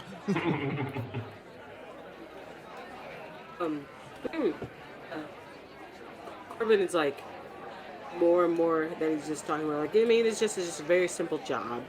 It's something that I just kind of don't want to do. You'd be doing me a favor if you guys just did this little thing for me. And I know we're being very suspicious, but at one point Corbin stops and just kind of goes, what would you say to this being a regular thing? Oh, if you are, capable If we and successfully- prove yourselves, absolutely, yeah. Of course. And do you think that it could be, and then you could word of mouth, saying that your goods were protected and safely Don't see why taken not. to their. Yeah. Yeah, good. If they don't know what to do, but they're like they like hold their hand out like it's just definitely a deal. But they look around to say, yeah, we're doing this kind of a thing, because they wouldn't kind of keep pushing Yeah. if we really felt like we weren't going to do it. If we're all saying, hell yeah, we're gonna just do this last little thing, take it on our way because it's not gonna stop anything. They're like, deal. Just remember the name. I shall. And I thank you for this service. As I said, Kazuk will have your payment at the other end. So, yeah. Ta very much. Now, Well, as... Laura, are we supposed to ask how much money it's for? Is that a thing we're supposed to do? I thought we knew. It's 150.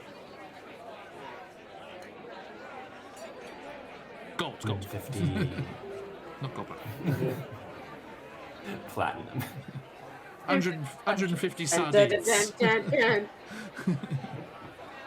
No, yeah, gold. Actually, with the fine print. Suckers. 150 pebbles. Oh. Corbin, who did you bump into? Just said that. Watch where you're going in the background. Actually, as you conclude this deal, it does seem that you are going to go into business here, however briefly. A bit of a kerfuffle kicks up. And two Duragar, who were sat at the table next to yours, just chatting away very kindly and kind of in a friendly way, as it seemed, suddenly stand up, knocking their chairs backwards and over onto the floor. And one of them just clambers up onto the table, grabs his tankard, and just smashes it across the head of the other one. And they just start fighting and just screaming murder at each other. Khan just keeps drinking. That does happen. Right? Like, Well, then maybe that's our cue. Maybe it's time to leave now. We have our goods. One of them got through the window. oh, I mean, can I overhear why they're arguing? If this is just a bar brawl, like, it's just like one finger up so you can get out of church. It's- Kind of like, okay, bye. It's a bit strange. They're not shouting any accusations or anything. They're just shouting general aggressive things like, "How dare you! I You've can't been believe you said watching. that. You have some nerve!" And yeah, We've been watching Durgar yell at each other for nothing for the past day and a half. This is not new for us anymore. Obviously, something's going on, and it don't got nothing to do with us. You've tried. They won't answer any questions. it is seemingly ignored by everyone else as well. There's no weapons involved, no magic involved, so everyone's just letting them have at it. Duking it out. Yep. Oh, Baron, if we could ask of your knowledge of the mercantile business. Yes. Do you know if there would be a good place to offload some exotic mushrooms that were found nearby? To sell them? Indeed. That'd be better done outside of this area, perhaps in Blinkenstone. Well, hang on. There is a lass, Ilsa. Ilsa's who you want to talk to. In the Blade Bazaar. She's a member of the Merchant Council. She's got, all of her little fingers in all kinds of pies. Good caravan master too. She might have work for you as well, if that's the business you're in for. And he looks back to you, Corbin.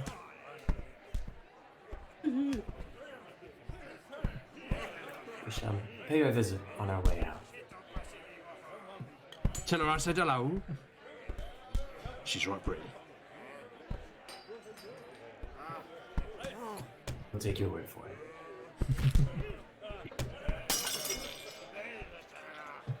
So, as Zakan kind of just calmly moves back as a tankard just goes flying past his face and smashes on the column next to the table. It's like, No. shall we? It's like, I think we should. Oh. Yes. Snookums. Oh, and I think another one. Webster was on the ceiling. Another one comes sailing out of the sky, like straight towards Elora's head, and Corbin just like catches it. Should go. Laura just chugs another beer, puts it down, and just heads towards the door. It's foul, but you know, it's what it is. Here. You'd swear Belinda's tastes a little better. Somehow. Oh, says much. That's because they brew it with love. And probably less stagnant water. Well, they Still don't. bad. No, they don't brew it. If you look there on our map, there we have Dark Lake Brewery in the northeast corner. Okay. Dark Lake Brewery, as run by a fabulous Gracklestug resident, the Duragar, who any regulars to our channel will have met already in Icewind Dale. As she's going to. I'm trying to figure out where your campaign lies in regards to everyone else's. I can't think if she's already been there and come back, or is about to go up there. But there you go. So you leave the slightly raucous interior of the Shattered Spire and back outside to the docks. I think on the way there, Laura's gonna kind of turn to Corbin and be like, coyly ask, "Are you trying to start a network down here?" Maybe. Yes. I mean, I did tell you that when we first met, that it's the family business, and that I wanted to start making a name for myself, and that maybe if your troop are already doing that type of things, that we could do that together, and I would be able to be around other strong people didn't want me to murder. Figured that would be fun. That's absolutely necessary. Yeah, I was just kind of wondering, were you trying to stay down here and start your own band, or if you wanted to come back up? I don't know. I thought your band was staying down here. I thought that's why they came down here. But everybody was talking about your band, like running around and like just all your adventures. I thought you were doing that. You're not staying down here? I mean, I do like it down here. So many new friends. So we do adventure, but we were only near the entrance, near Baldur's Gate, hunting for treasure. Terrible idea of mine. Worst idea I've ever had. But it did lead me to meet some great people. But I do not have aspirations to make a base down here. So maybe something you want to think about? I mean, it seems like it's I'm down here. If you think about it, not a lot of people know. I mean, think about why Zakan's job is security is so heightened. Not a lot of people know how to get around down here. Think of how much better it'd be if you didn't have to come down to the Underdark, but that you had somebody that knew how to go around it, through it, and deliver goods. This is the pomegranates, the mushrooms, the animals. The place isn't as bad as everybody says it is. It is an untapped market, and you have a very positive outlook.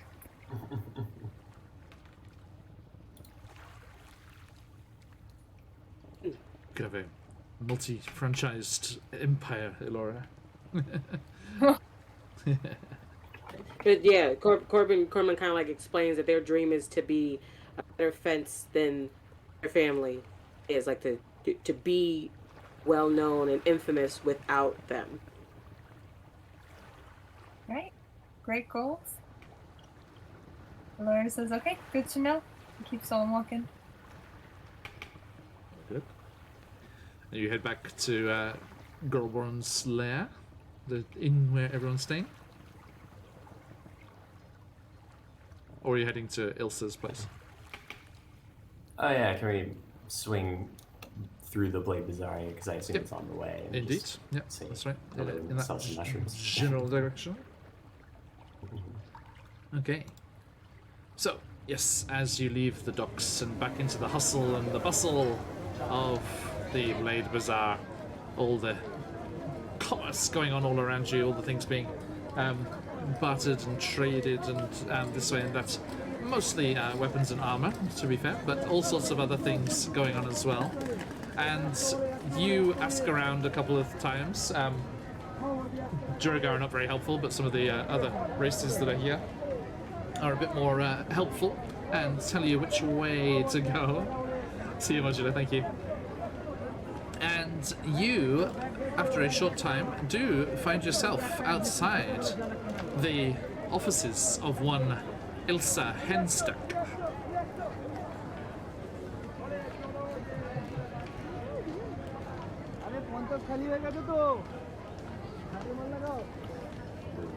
Go in if it's open. Please, yeah.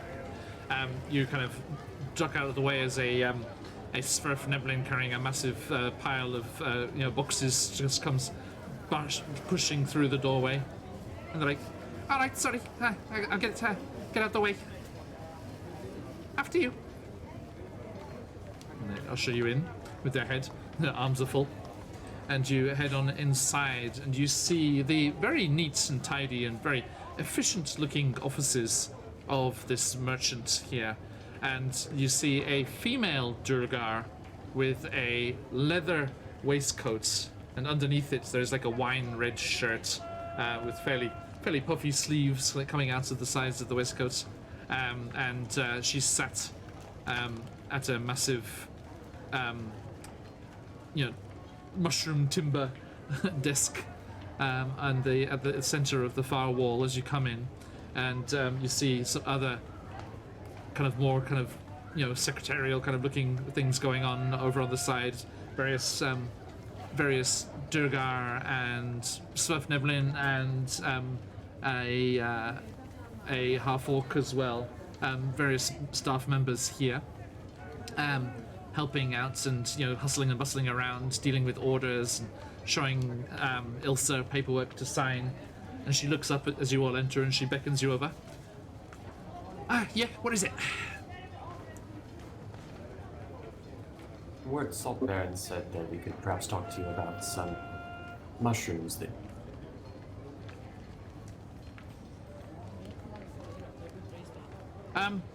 Yeah, that dodgy bastard. Well, yeah, I mean, he's actually given some good advice for a change. Yeah, you got the merchandise? Let's have a look. And so Zakan takes out, I would just read them from the list so that these aren't forever sitting in my inventory. I think Laura whispers though, I want to keep the tongues of madness. Can we keep those? We give a thumbs up. Yep. She's like, leave that out of it. Yeah. Okay. Did you have a couple as well? Like Mushrooms?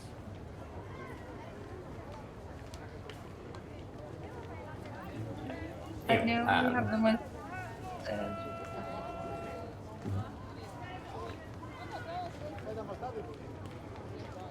Okay. So yeah, you empty out the contents of your various containers and sacks and things, and she kind of looks through them. She's like, "Oh, well, they're fresh. Yeah, we could get them sold on today, probably. They'll fetch a half decent price. I'll give you 20 for the lot."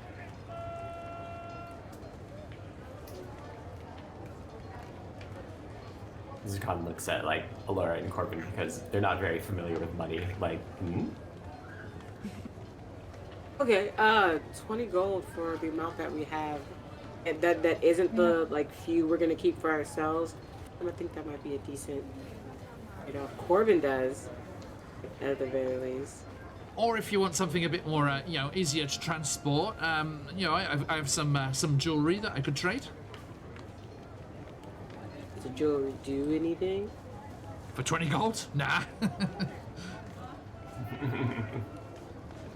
And she opens up like this little chest that she has on the edge of her desk, and you see various pieces in there. There is a couple of rings, some gem inlaid necklaces which look more expensive than what she's suggesting, but she reaches in and kind of rummages around.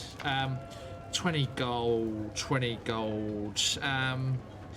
This will probably be about right. And she pulls out an obsidian ring.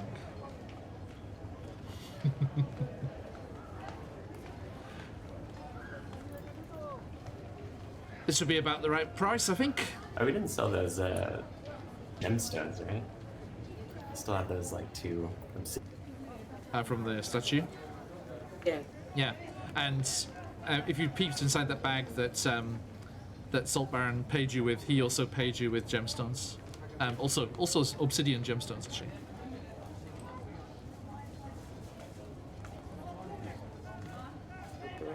That's not gonna do it. Oh, So, Corbin, she offers this I ring. think gold is quite useful to us.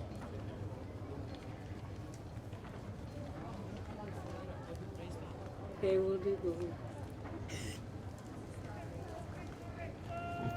What does it have anything to like offer in its stead, or be like, I'll just buy the ring on top of this? Like, you know, we'll do the gold. The gold will be fine. if you really want the ring, you can. Strategic. What did it make? No, it just, I was gonna get a ring if I found the hand. A hand? Oh, sorry, it did. Ghost, you know.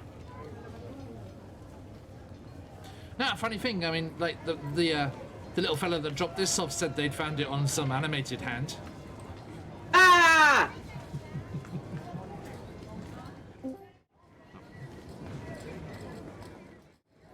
Oh, hello. Sorry, folks. Just lost Zakan for a second there. Zakan spaces out. It's like commerce. Ugh. Ah, behave. Everyone, come back. I'm just scared. What's happening? back. Oh, back. Okay. I feel like I'm in the dark lake all over again. All my I just friends. wanted to taste it just This is one okay. more time. That's all. But after they're like, oh wow, because they found this on an animated hand. It was like, oh. Wait, what did they do to the hand? I don't know. It was that little fella. He pops around town every now and then. You see him about. He's little Darrow fellow with a strange hat. That. He used it to pay for some food and stuff. Yeah, basic supplies. Any chit chat on where he was headed? Ah, no. None of my business. Fair. Fair. I'm not gonna lie, you guys, I really want this ring. You can go with her. And then we be getting a lot of getting us into a lot of mess. So I understand us just wanting the gold. Corbin, you know that that ring would also suffice as something to lay them to rest by. Yeah, I'm sorry, I need this ring. Alright. Has value, sentimental value. I see. If it has meaning to you. And to the Let's go ghost, with the you ring. foolishly. Ilsa very kind of obviously checks that you have both of your hands. wasn't your hand, was it? Oh, all right. It was not my hand. Oh, glad to hear it. Glad to hear it. This is such sentimental value, they say. It's like, put it down and think it's like, all right, now I have to bury it. Okay. So, you, you make your trade here. and receive a ghost's obsidian ring that Droki had fetched out of the tunnels there. Yes, Laura. What about the orbs? Can we sell that here to Elsa? Which ones? The ones you just got in payment, or the ones from the statue? The ones from the statue. Yeah, sure. If you want to. Let's have a look. Sorry, just quickly So this way we find can where they were, so I can see how much they were. A ring and hopefully a good amount of gold. So that we don't have to trade the gemstones on hand. Doesn't seem like haggling is going well in this town. One wrong word and we'll get thrown through windows. You're right. Maybe we'll have better luck. So I say, you know, the merchants these days, they're just so rude.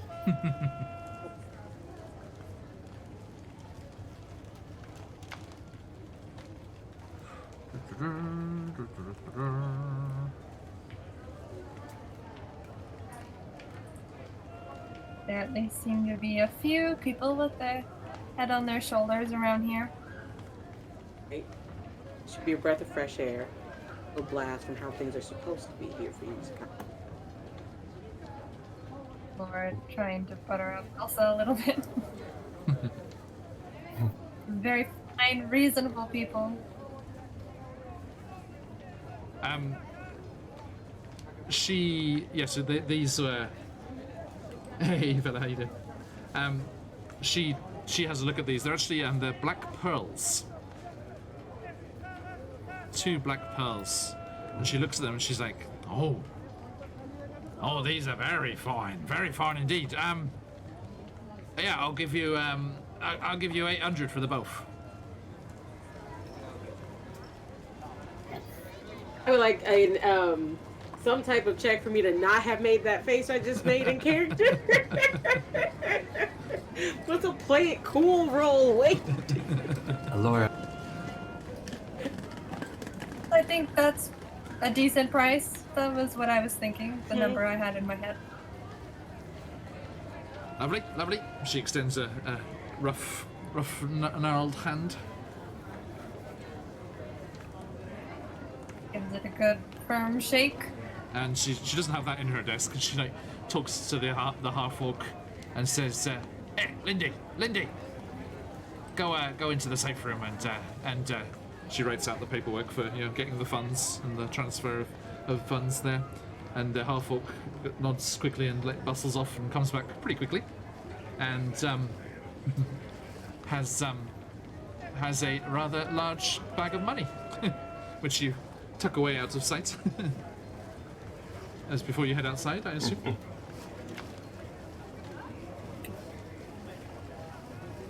Yeah. Okay. Sorry, how much did Salt Baron? Salt Baron. 150 gold. $150. The Salt Baron, the 150 job is for the the Salt payment. Baron with Yeah, that's payment at the other end. Salt Baron gave you.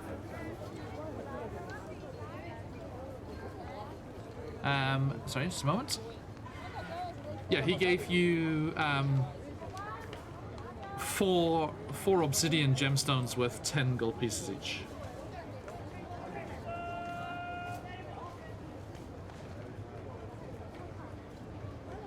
So that's 840 gold. Okay. So, your business concluded. Are you going to head back towards the inn and all of your friends? Yeah. Is there anything we I think, I don't think we had any other engagements. Okay. Cool. Right, so yeah, you make your way off to the edge of the Blade Bazaar and down the tunneled stairway that leads below to the complex of tunnels and caverns that makes up Groburn's lair, and back into the relative peace and quiet of that tavern space there. And your NPC friends. Let's see, who have we got left kicking around? Prince Darendil, of course. The Dwarven Scout Eldith. The Svirfneblin, Jimjar, Topsy, and Turvy are all happy to see you. And they kind of jump up and greet Esmeralda. And the Svirfneblin are jumping around Rumpadump. And everyone's reminiscing about Stool. And you are all settling down here, and you enjoy an evening meal as Zakan fends off the advances of Belinda. And you enjoy yourselves a nice evening meal and catch up your friends with everything that's happened to you here in Gracklestug. And come the next morning, you will be able to go collect your reward from the Stone Guard and then head on off into the Underdark once more as you make your way towards the lost tomb of Kaim, the next port of call on our journey out of the Abyss. And at some point during the evening, Elora, I think you wake up and, without waking Corbin, wordlessly slip away through the tunnel from the docks, down through the trapdoor, and meet with Luna and warn her about the Stone Guard sweep that's coming of the tunnels. And her and the alchemist and the other members of the Grey Ghosts there thank you for the information and start to pack up their operations so that they may be off and away and in a different safe house by the time the Duragar arrive. And we will leave things there. Except for one last thing.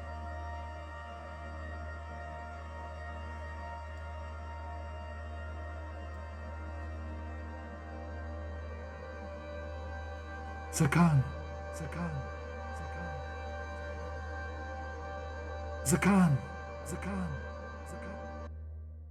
A female voice, not Tidra's, echoes through your dreams as you sleep in Grolbrand's lair.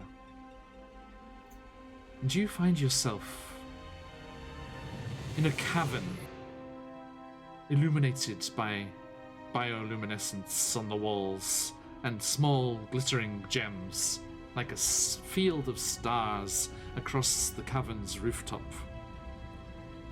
And walking towards you, slowly, down the length of this cavern, you see a tall, slender female figure, dressed in black, with long white hair tumbling down past her shoulders.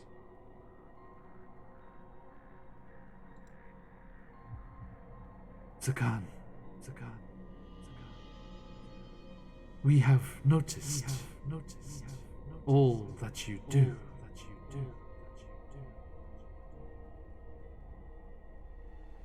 Your work to guide those away from the evils of this place. The evils of my sister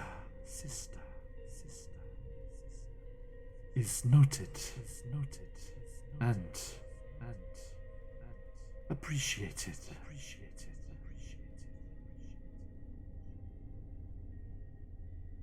Allow me to guide you as you guide those seeking to return to the surface.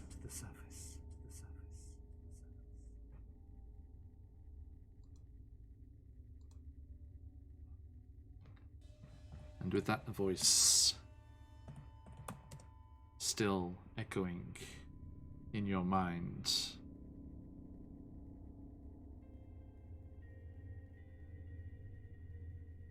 the words of Illustrai,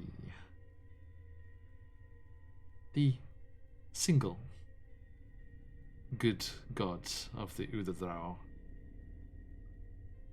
echoing in your conscious.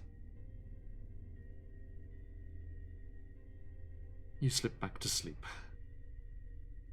and rest until the next morning, which is where we will join you all next week. Thank you, everybody. A huge thank you to my lovely players here and everyone who's joined us today. Thank you for the raid. Thank you. It was lovely to have you all through from Modular Realms. It was an absolute pleasure to see you all. If any of you are not already, please do give us a follow. Not only will you be able to see when we go live with all the fun things that we have going on, but you will also get an invite over to our followers' Discord, where you can hang out and share projects and art and chat about all the things that are going on. And just hang out, basically, with all of us. And yes, it's a nice, chill place to be. And we hope that you are able to stop on by. If you give us a follow, then I will be jumping into the Twitch Whispers later on. I shall send you an invite over to that Discord. Now, another massive thank you to our players here. I hope they enjoyed wrapping things up here in Gragerstag as we are about to set off on our adventures into the caverns once more. It's been a while. We've been in the city here for quite a while now, so it's going to be nice to get back and adventure onwards towards this mysterious speaking sword of Elora's.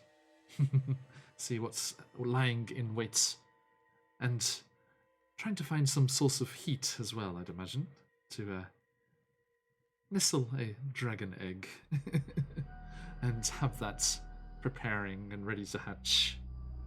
And then we shall continue on looking for our bold barbarian, whatever fungal thicket he finds himself, and then onwards, trying to find routes back to the surface, a way out, a way home, a way onward to new things. And for all of you who would like to join us as we move onward and into new things, you can see us later today or first thing tomorrow, depending where you are in the world, as we continue our Curse of Strahd game, the penultimate session later, as we will be preparing to meet the Dark Lord and deal with him in the very interesting and original way that my players are aiming to do. It is not a straight-up fight, let me put it that way. It should be very interesting. I hope they're successful. And that will be the end of our Season 1 for Strahd, and we will come back for Season 2 next month in a slightly different, guise, a different mission, a different story to be told, but still in Barovia. And you can also join us, not on Friday, as our Friday Descent into Avernus campaign, after 2 years of wonderful adventures, has finished. We finished last week. If you would like to see the VODs for the latter half of that adventure, you can see them over on YouTube. Let me give that socials another shout out. Also, our Twitter is there, and you can enjoy all of the things that are going on. People coming to guest here, us going off to guest in different people's streams. We've got some exciting projects coming up next month, and later on this month as well, that you can get all the news about there. And then on Saturday, we will be over in Candlekeep to continue our Candlekeep Mysteries tour there. Our newest adventure, just a few sessions old. So if you want to jump in at the start of a campaign, that is a good one to see. Our bi-monthly, no, that's the wrong, bi-weekly, every 2 weeks, yeah, our bi-weekly campaign for you to jump in on there. And then that'll bring us all the way around to next week, when we see the return. Season 2 of Icewind Dale, Rime of the Frost Maiden, is coming next week. Cannot wait to return to the Frozen North and see all of those players, and a new player joining them as well.